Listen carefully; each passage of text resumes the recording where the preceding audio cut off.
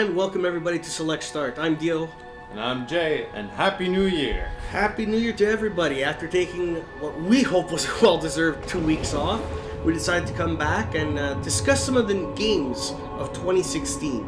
And to do that, we needed a game that wasn't necessarily intense to play, because it'll obviously take our attention away from the conversation. So we decided to play ABZU, beautiful game. Hopefully it'll provide you guys some interesting visuals on top of the interesting discussion that I hope we're going to have right now. So Jay, I actually pulled up a list of all the games that came out in 2016. Okay. Now, we're not going to talk about every single one of them. That's fucking crazy. But we're going to try our best to get through and at least give our basic thoughts on one or two games per month. And give our thoughts on some of the major releases of the year. What do you think? Yeah, for sure. We gotta give our pros and cons for each game that came out for 2016. No, there's a lot that we didn't dislike. There's a lot that we loved. And there's a lot that was disappointing. There was a lot that was surprising. I mean, there's a lot to discuss in 2016, and I think that gets sort of lost in the big shuffle of things because there hasn't necessarily been like a huge upset game in the terms of like clear-cut game of the year candidate like there was in other years. Like, you know what I mean? When Skyrim came out, it was the game of the year. When Metal Gear Solid came out, it was the game of the year. Like, you know, there wasn't as big breakout games this year as I think in others. So a lot of people tend to undervalue this year. I don't care what you say, Skyrim is always game of the year for every year that it's been out for me. Yeah. So let's talk about some of the games. Skyrim Special Edition was amazing. We'll get to that. Stop jumping the gun. So, first off, I want to just give a shout out to Punch Club. Fun little retro style game in the sense of the graphics, but it plays a lot like an RPG, where you take your character, you put him through intensive training, like what move does he learn as he tries to become like the greatest fighter in the world. So that came out earlier this year. Let's see, Gone Home for the consoles, and a definite high up there narrative game is that Dragon Cancer that came out in January of this year. A lot of people don't necessarily know about it, but they really should. It's basically, how should I put this? It's a game for people that like to watch sad movies. If that makes sense, you know what I mean? Like, if you want to cry, a good emotional cry, it's the game for you. Because it's basically following the story of a family when they find out that their baby has cancer. And watching this kid grow up throughout his years until the day he finally passes. You know what I mean? It's super sad, but really well done. So I want to say, like, narrative-wise, one of the better games, if not simplistic. And it did a really good job of drawing you in and making you feel. There was, let's see, a remake of A Boy and His Blob this year came out for the Wii U. Yeah. So one of my favorite old school games, A Boy and His Blob, where you feed it the jelly beans and it takes different forms. I remember playing that on the NES. So it brought back a lot of memories there. Let's see, just scrolling through the list. Lego Marvel's Avengers. This is a game I bought. Not initially when it came out, but later in the year when it was on sale during one of the Steam sales this year. And you know me, I cannot stop playing the Lego games until I 100% them. Yeah, they're great games. But Lego Marvel's The Avengers, I felt let down by. And not because the game wasn't fun. It definitely was fun. And playing through Marvel cinematic moments was really fun. But when you compare it to what came out just not that long ago, Lego Marvel Superheroes, where it wasn't just the Marvel Cinematic Universe, it was every single Marvel character in all of Marveldom in an open world, free range environment, you know what I mean? Not sort of restricted in terms of the missions to what happened in the movies, but opening it up for their own original stories. That made Lego Marvel Superheroes more exciting to me than Lego Marvel's Avengers. Like, that's the only bad side that I could say about the game, is the fact that it wasn't as big or grand in scale as the other game. But all in all, super fun. I would definitely recommend it to anybody, especially if you find it on sale like I did. Next we have The Witness. The Witness. Did I play that? It is basically a puzzle game. You're on an island and you solve puzzles. So if you remember old school games like, oh shoot, what was the name of the game where you were sucked into the book? I'm talking like old school Windows adventure games. That you're sucked into a book. Man, I can't remember. Anyways, I'm sure people are probably yelling at us right now Not with the Fable. answer. You're not talking about Fable. No. Literally sucked into a book. Yeah. A lot of the old school Windows gaming fans will remember it and will probably write it in the comments.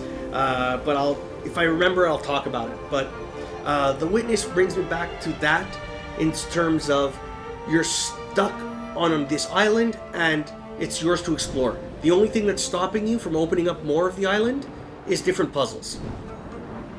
So you gotta go through the world, the little island, well not the little island, the huge island, and the art style is very minimalistic in terms of, so that's what sort of made it really, really interesting and a really fun game. It brought me back to my old school gaming days. We then have, let's see, scrolling through the list, let's see, The Great Detective Pikachu for the 3DS. Here we go, XCOM 2. Came out in February of this year. XCOM 2, absolutely amazing. Yeah, XCOM got, like, for the first one, I'm saying, got a lot of awards. It was a great game. A lot of people told me they enjoyed it so much. Oh yeah, I mean, it's probably my favorite genre of game in terms of, it reminds me of old school tabletop gaming. Okay. In the sense that where you position your character on the board, or on the map I should say, whether it's behind cover, when he's shooting, like how hidden he is compared to the enemy, setting up traps. It was for a strategy game. It's really fun for me because it involves like a little bit the military style of thought process. Like, okay, are you behind cover? Or is your sniper in the right position? Is your shotgunner up front? You know, it's very strategy heavy and very unforgiving. But that's what makes it sort of fun, and having that permadeath with your characters, which is a feature that I think isn't really used enough in strategy games nowadays. You might lose your character. Because you name, let's say you name your best sniper after your friend, or you name your shotgunner after yourself. He survived all these missions with you. He's become like leveled up, and then suddenly, bam, one wrong turn and he's caught in an ambush and he's murdered. You know what I mean? It's like, it drives it home. So, and the story with XCOM 2 making the humans actually lose the war, and then fighting as a resistance against the aliens who have basically taken over the world, adds a very fun twist to it. So, strategy games have had a really great year this year, starting with XCOM 2, and we'll get to some of my favorites a little bit further down. But let's keep going down the list, because we're still in February at this point. Firewatch. Firewatch, yeah, I heard a lot of good things about it.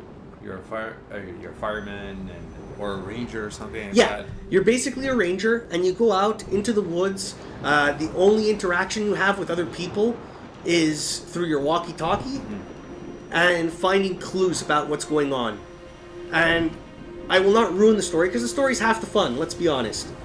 Now, is it super, super adventurous in the same way that, let's say, a Tomb Raider game, or, you know what I mean, or Skyrim is? You know, where there's a ton to do in the world? No, but that's not the point of that game. You know what I mean? Yeah. It's set in a much more, I don't want to say real world, because it still has a very nice art Fantasy, style, which makes it, how should I put it? Which makes it its own thing. But it makes it timeless, because they're not going for a hyper-realistic look. So the art style suits the game very much. But it's more for the story. you know, and the narrative that they've sort of been building up for that game than anything else.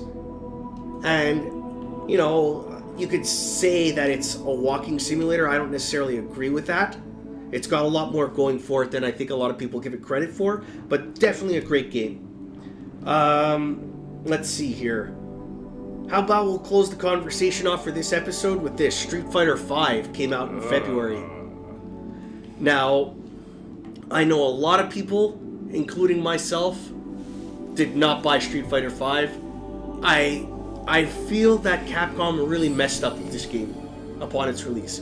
And say what you will about it now, in terms of, oh, they've improved it, they've added all the modes. The fact that those modes weren't available when the game launched at full price, you know what it is enough to anger me to not want to buy this game and not want to play it, unless it's at an arcade. You know me, and you know that I like my side-scrolling, you know, versus fighter games.